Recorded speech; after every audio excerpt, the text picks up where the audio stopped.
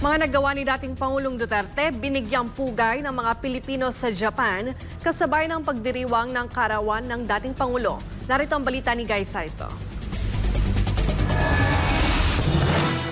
Nag-iisa sa buong mundo ang mga taga-suporta at mga Filipino community dito sa Japan sa isinagawang Let's Turn the World Green, isang global birthday tribute para kay dating Pangulong Rodrigo Duterte.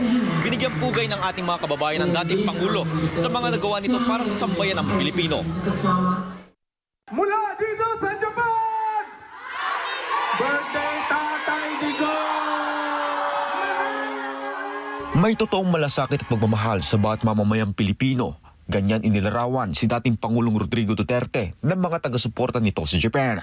Sa pagdiriwang ng ika-80 kaarawan ng dating Pangulo, binigyang pugay ito bilang totoong public servant. Sa pangunguna ng Republic Defenders for Peace and Unity, PDP Laban, ilang Filipino community at KOJC Japan, naging matagumpay ang isinagawang selebrasyon sa Shinjuku, Japan. Ayon sa grupo, hindi politika ang dahilan kung bakit nagtipon-tipon ang mga ito, kundi dahil sa pagmamahal nila sa Pilipinas at bilang pasasalamat kay dating Pangulong Duterte. Dumalo rin sa programa ang ilang representative ng mga tumatakbong senador sa ilalim ng PDP Laban at nagbahagi ng kanilang suporta at mensahe. Kabilang si Atty. Jimmy Bondoc, Senator Bato de la Rosa at KOJC founder Pastor Paulo C. Kibuloy. Nagpaabot naman ng kanilang mensahe ang mga Pilipino para sa kaarawan ng dating Pangulo. Birthday song para sa ating mahal na tatay. At simultaneous po yung buong mundo. Kaya po, Ma'am Joanne, nandiyan na ba? Ayan na! We would like to greet you a happy birthday! Sino Bigyan ka tatay ng bayan. Ayan, PRD, Ma'am Joanne. wish you good health and Halika po, para tuloy-tuloy Time ang check, natin para 5 sa minutes to 7 tuloy na o'clock. pagbabago ng Pilipinas. Happy birthday po. Ma'am Jo, tira sa'yo. Dahil matagal ka dumating. Here you go! Laban lang tatay, hantod ka. Bakit ka nandito? At bakit mahal na mahal mo ang ating tatay dito?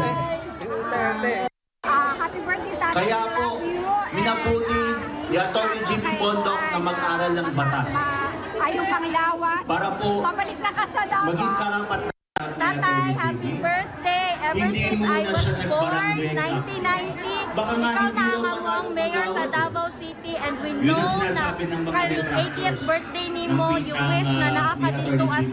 sa Pero ano po, ang naay hindi cancer po sa center kaalaman sa ng mga Pilipinas tao. pero wala ka Siya po dito. ay naglingkod Kaya tatay na ako sa din sa Administration support. Hindi ko Duterte nag-apil og rally bilang pero Vice but now, President po ng nag-apil ko Pangkorte para po. sa imuhat para ipakita nga. Bali Love po, kayo ka! We hindi love you po tatay! ako sa- Tatay! We love you!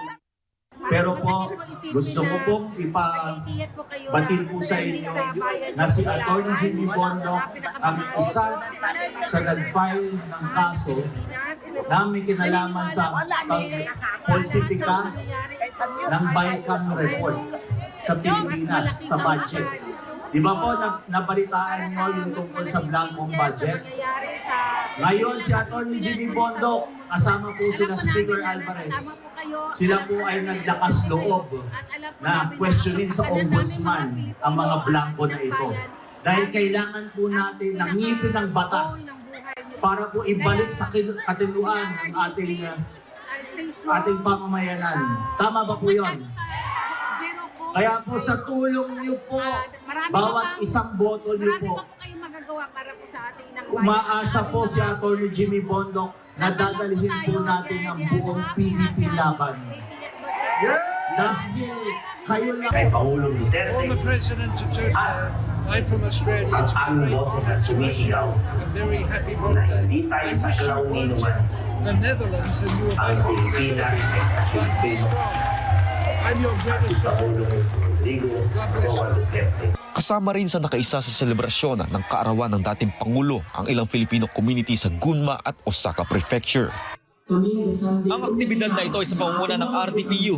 Layunin ng grupo na ito na manatili sa diwa at puso ng mga Pilipino ang ligasiya ng isang Rodrigo Roa Duterte na tunay na nagsilbi sa Pilipinas at mamayang Pilipino. Sa Diyos at sa Pilipinas kung mahal, mula din sa Tokyo, Japan. Ito si Guy Saito, ang iyong Global Citizen Correspondent, SMNI News.